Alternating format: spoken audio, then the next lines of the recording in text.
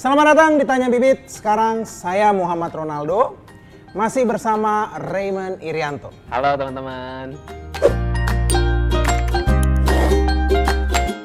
Hari ini kita akan ngebahas tentang rumah, ya kan? Karena kalau kita lihat di kolom komentar ya kayak banyak banget teman-teman yang mempertanyakan tentang KPR rumah, tentang tips dan trik punya rumah dengan cepat, tentang bagaimana caranya punya rumah tapi nggak harus punya hutang yang besar. Betul. Dan mungkin hari ini kita akan menjawab pertanyaan-pertanyaan itu. Boleh. Karena tim Tanya Bibit udah ngumpulin berbagai pertanyaan tentang rumah-rumah. Mungkin bisa dijelasin dulu kali ya dari Kak Raymond ya. Kalau tips atau mungkin nggak bisa dibilang trik kali ya, lebih ke tips untuk anak-anak muda yang pengen punya rumah dengan cepat itu kayak gimana sih sebenarnya? Pengen punya rumah dengan cepat, beli ya? Pasti harus beli dong. Benar ya, benar kan. Rumah kan bukan sesuatu yang bisa kita copet ya. Benar ya, benar sih. Ya, benar. Itu berarti ya mau nggak mau kita harus nabung dan benar. Beli ya. Ya, betul. Gini, teman-teman, beli rumah itu memang nggak murah ya, pasti kan harganya udah ratusan juta lah bisa dibilang. Semua orang pengen punya rumah, pengen. Tapi yang salah adalah kalau kita maksain sampai akhirnya punya rumah tapi meninggalkan hutang yang besar. Oh iya, ya kan? Ya, Atau akhirnya malah menyusahkan kita sendiri. Contohnya gimana? Kita maksain nih KPR misal di rumah, tapi cicilannya itu 8 juta, gaji kita 10 juta. Kira-kira hidup 2 juta gimana, Dok? Bisa sih, cuman ya mungkin kita terlindung dari hujan tapi agak lapar aja mungkin ya. Ya tapi nggak apa-apa sih, setidaknya kan nggak kehujanan kan. Iya. Ini kita mungkin langsung jawabin pertanyaan yang udah dikumpulin oleh tim Tanya Bibit kali ya. Ini ada dari Doni di Balikpapan. Dia nanya, Kak, bagaimana tips untuk memilih jenis reksadana supaya cocok dengan tujuannya, yaitu keuangan untuk membeli rumah?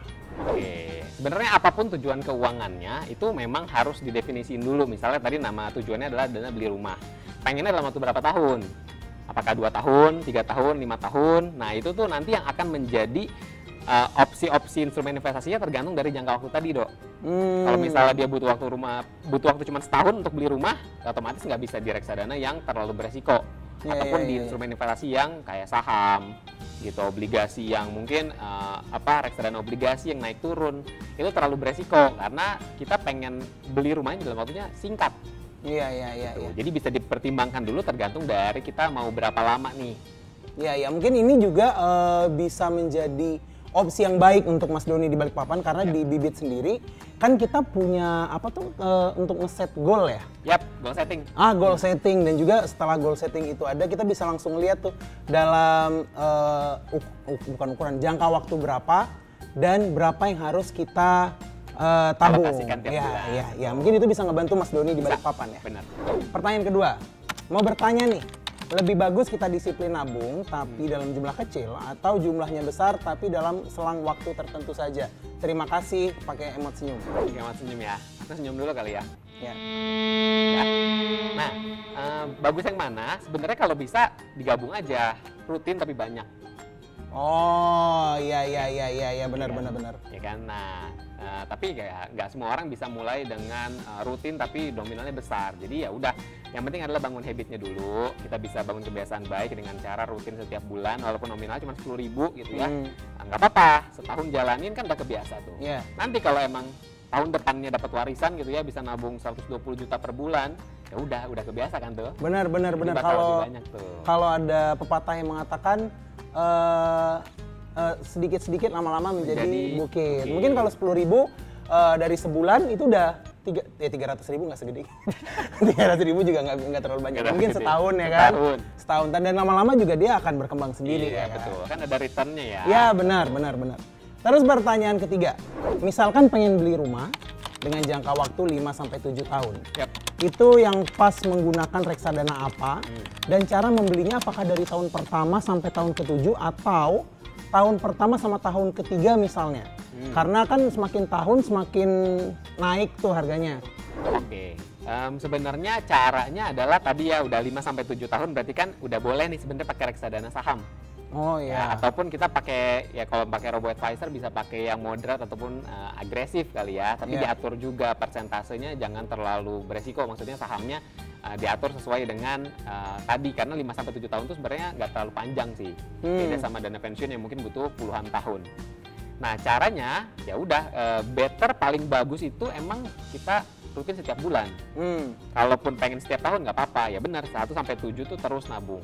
Gitu. Kalau misalnya kita cuma 1 sampai dengan tahun ketiga aja, gitu ya, kita pengen beli rumahnya 7 tahun, kita ngumpulin 3 tahun, bener sih. Nah harga rumah akan semakin naik setiap tahunnya, tapi itu malah jadi terlalu besar.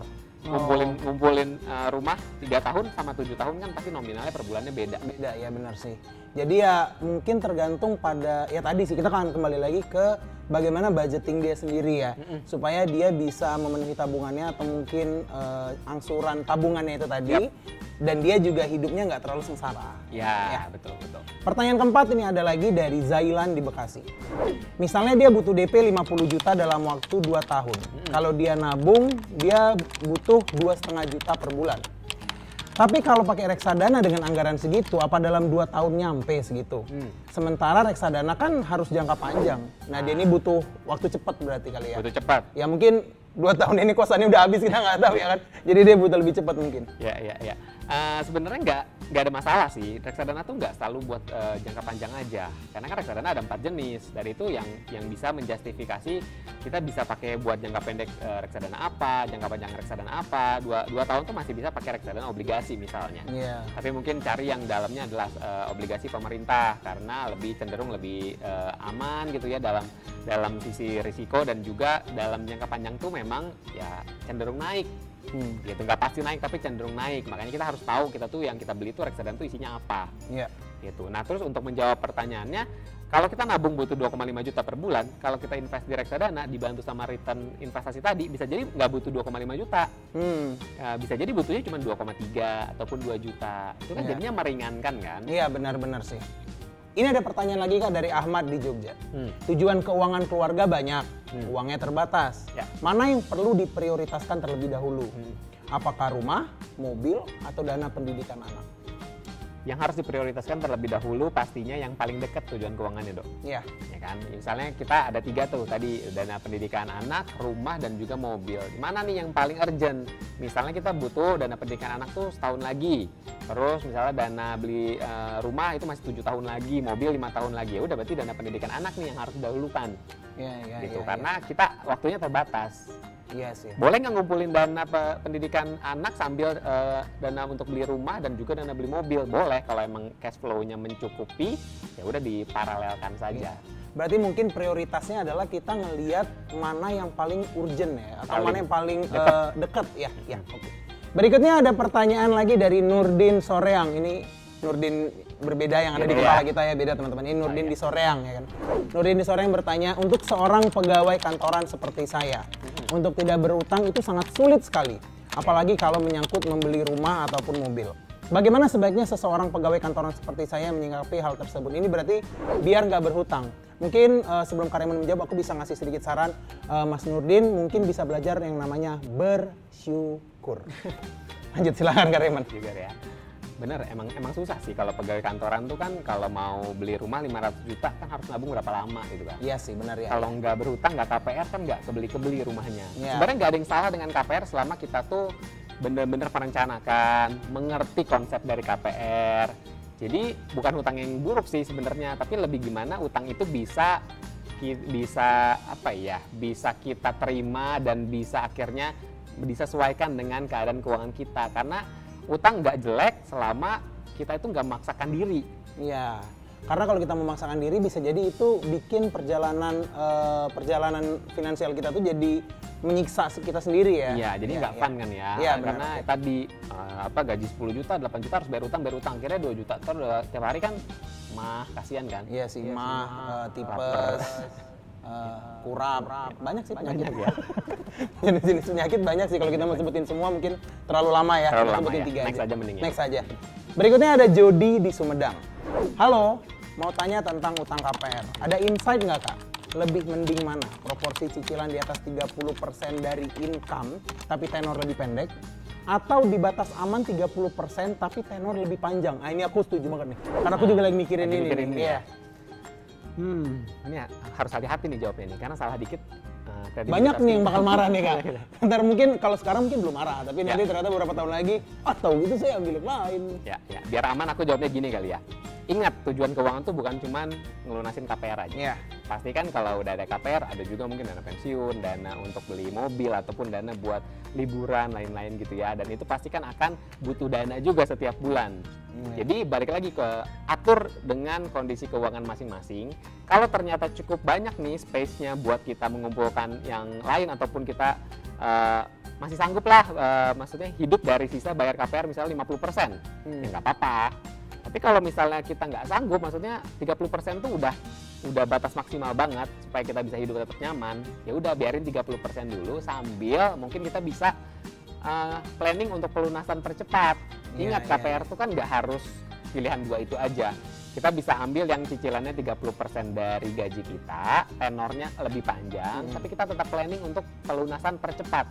Kalau dapat bonus, dapat apa gitu. Karena itu bakal lebih menguntungkan, banyak banget yang bisa kita hemat kalau kita melunasi KPR dengan dipercepat. Oh, aku pikir tuh malah KPR itu tuh sebenarnya semakin kecil angsurannya, semakin lama itu malah better. Bukannya kayak gitu kayak? Bisa jadi better karena ya kita kan cuma perlu ngeluarin sebagian kecil dari pengeluaran kita. Tapi paling better itu, paling bagus itu adalah nggak apa-apa panjang, misalnya 20 tahun, 25 tahun, tapi kita tetap ngumpulin uang buat ibaratnya ngelunasin. Ya, oke, ngerti. Di bawah jangka 20 tahun tadi. Iya. Ya, misalnya 20 tahun, kita 5 tahun tuh udah pengen ngelunasin. Itu bakal banyak banget yang bisa kita save. Iya. Dihemat tuh banyak banget. Ya, berarti mungkin intinya kita harus tahu dulu kita tuh bakal butuh apa aja. Ya. Akhirnya kita bisa ngeliat nih space-nya ini ada berapa nih. Baru kita bisa tentuin kita mau ngambil yang mana. Ngambil yang mana. Iya, oke, ngerti. Berikutnya ada Ali di Bogor. Dia nanya, gimana tentang kredit rumah ya? Lebih baik investasi dulu atau mengkredit rumah dulu? Karena kan tiap tahun bisa jadi harga rumah tuh jadi lebih mahal. Mohon pencerahannya. Jadi dia mungkin adalah orang-orang yang nanya kayak, mending aku nabung dulu terus beli cash, atau aku langsung ambil KPR dulu aja. Betul. Ini juga banyak yang tanya ini. Banyak banget ini yang nanya ini. Bahkan ke aku tuh setiap hari aku terima pertanyaan ini. Soalnya aku kan aku udah freelance financial advisor juga ya, di rumah. Oke. Sebenarnya jawabannya akan tetap sama kalau memang kita udah hitung-hitung itu semua cicilannya masuk di kita ya, KPR kita sanggup nih, dan itu di bawah 30% pengeluaran itu boleh. Ya, tapi ingat KPR itu pasti akan ada masa fix, masa floating. Fix itu pasti akan, ya misalnya kita 3 juta selama 3 tahun misalnya. Tapi setelah floating itu nanti bakal ada kemungkinan bisa naik, bisa turun juga. Karena akan menyesuaikan dengan suku bunga. Itu bakal panjang lah ya kalau kita jelasin lebih lanjut. Jadi kesimpulannya adalah kalau kita udah bener-bener proyeksiin cicilannya bakal berapa, bayar bunganya bakal berapa, kita tahu dengan jelas KPR di bank ini tuh kita ngerti, ya boleh-boleh aja nggak masalah. Tapi kalau misalnya enggak, ya udah sabar aja. Karena yang salah tuh kalau kita memaksakan diri. Iya, ngerti. Berarti sebenarnya kalau aku simpulin ya, inti dari Mon Kareem itu sebenarnya lebih baik beli cash kalau kita punya. Kalau kita punya. Iya, karena kan sebenarnya orang-orang yang berpikir dia punya pilihan beli cash atau kredit, itu kan berarti dia harusnya udah punya duit dua-duanya kan. Harusnya ada dua-duanya. Kalau misalnya baru bisa kredit, ini gak usah dipikirin. Ya. Fokus ke yang satu jadi aja. pertanyaannya nggak valid. Iya, oke. Itu dia Tanya Bibit hari ini, semoga menjawab pertanyaan teman-teman semua tentang rumah. Kalau teman-teman punya pertanyaan seputar finansial lagi, boleh tinggalkan di kolom komentar dan akan berusaha kita kumpulkan, akan kita jawab di episode berikutnya. Saya Muhammad Ronaldo. Saya Raymond Irianto. Kayak mau nyalon kita ya. Sampai jumpa.